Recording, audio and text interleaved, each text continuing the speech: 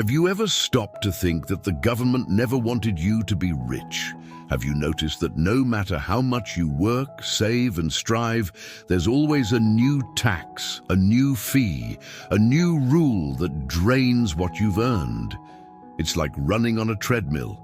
You sweat, you exhaust yourself, but you never move forward. And that's no coincidence, it's part of a plan. The government needs you to stay poor, because a tired, indebted, and uninformed population is much easier to control. If this idea already unsettles you, hit the like button, subscribe to the channel, and stay until the end. Because today, I'll expose how governments turn poverty into fuel for their own power, and how you can escape this machine. It all starts in childhood, inside schools. We spend years sitting in desks, memorizing formulas, historic dates, grammar rules. But we never learn how money works.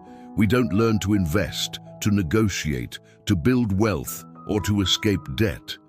Why is that? Because it's not in the government's interest for you to be free.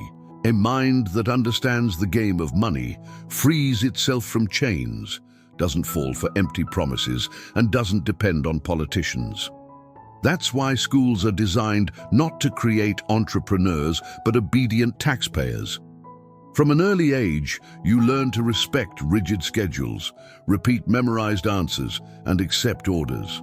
It's perfect training for adult life. Work, pay taxes, and never question. And taxes are the heaviest chain of this invisible prison. You work 30 days, but before you even get your paycheck, a piece of it is already gone to the government. And it doesn't stop there. Everything you consume, from bread to gasoline, has hidden taxes. You pay when you buy clothes, you pay when you switch on the lights, you even pay when you die, with inheritance taxes that crush entire families. The official story is that this money comes back as healthcare, education, and infrastructure. But what do we actually see? Overcrowded hospitals, failing schools, crumbling roads. Meanwhile, politicians live in mansions, ride in official cars, travel on public money, and enjoy special pensions.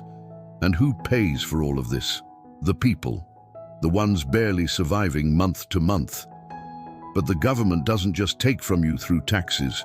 It also makes it easy for you to get into debt. Sounds contradictory. It's not. Because the more debt you have, the weaker you become.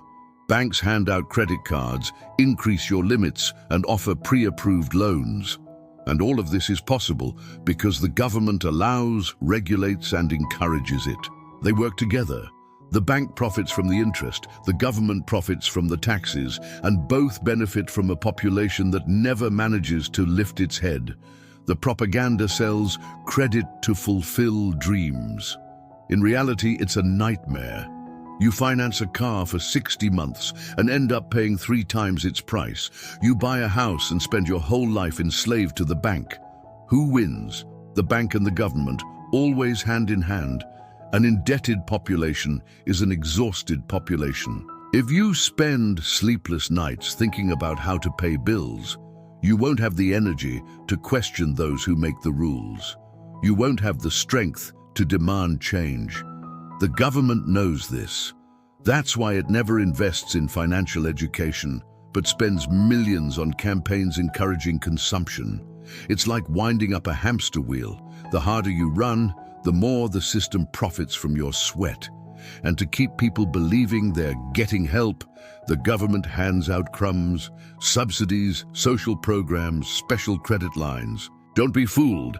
These measures were never designed to set you free.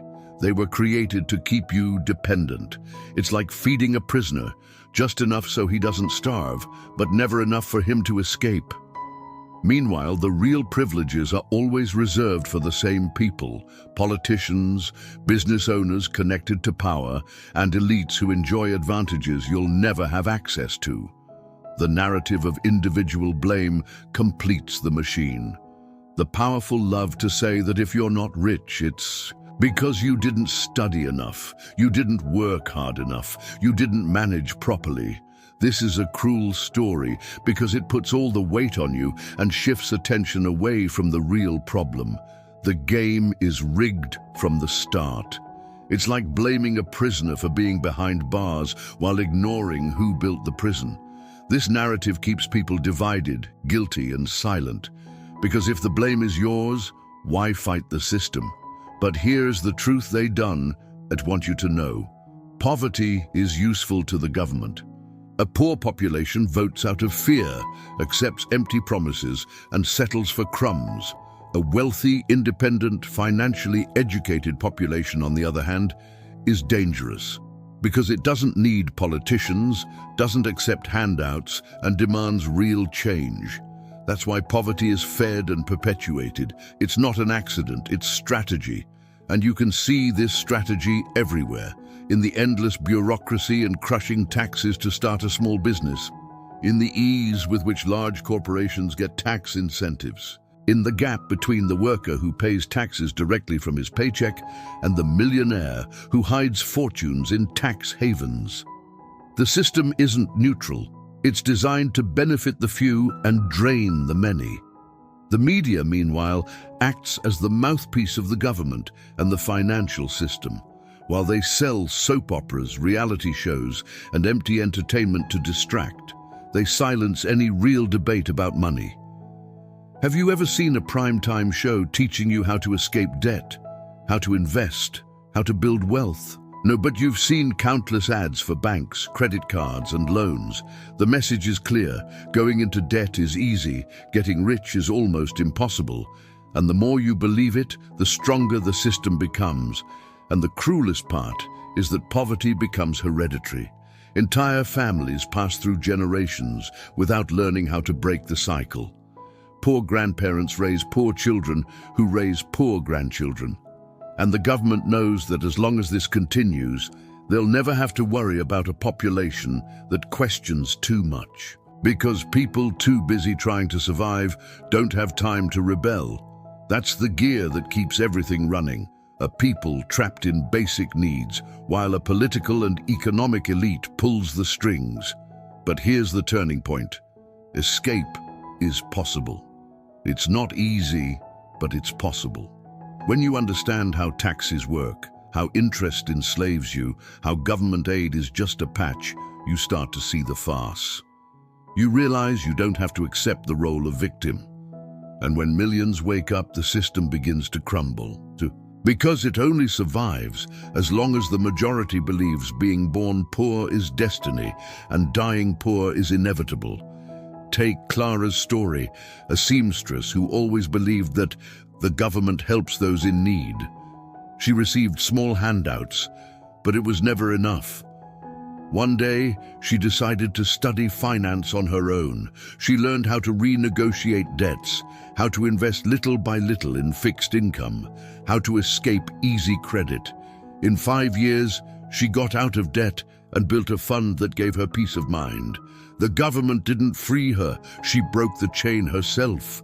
Or think of Marcos, a truck driver who believed that only by working longer hours could he improve his life.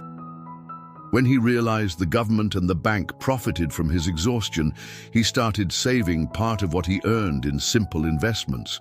Today, he already dreams of no longer depending on backbreaking work. These stories show the problem was never the people.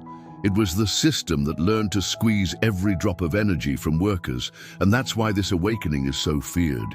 Because a conscious people realize they don't need to kneel before politicians. They can create their own independence without depending on campaign promises. They can use money as a weapon of liberation. The government fears a free people because a free people don't obey easily. If this video opened your eyes, hit like, subscribe, and share it with someone who also needs to wake up. Because together, we can expose the great farce. The government needs you to stay poor, but you can decide not to be a pawn in this game anymore. I'll end with a quote from George Orwell.